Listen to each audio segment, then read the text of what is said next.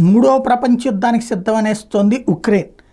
మూడో ప్రపంచ యుద్ధం మొదలైంది. ఉక్రెయిన్ రష్యా యుద్ధంలో పలు ఇతర దేశాలు పాల్గొనడం దీన్నే సూచిస్తోంది అని ఉక్రెయిన్ మాజీ సైన్యాధికారి వాలెరీ జెలెన్స్కీ చెప్పుకొచ్చారు. ఉక్రెయిన్ యుద్ధంలో అగ్రరాజ్యాలు అమెరికా, రష్యా ముఖాముఖి తలపడుతున్నాయి. ఉత్తర కొరియా సైనికులు పాల్గొంటున్నారు. చైనా ఆయుధాలు అందజేస్తోంది. ఇరాన్ సాయుధ సాయంతో పాటుగా డ్రోన్ల వంటి వాటిని సమకూరుస్తోంది. ఎటువంటి సంశయం లేకుండా బహిరంగంగా ఉక్రెయిన్ సాధారణ పౌరులను చంపుతున్నారు.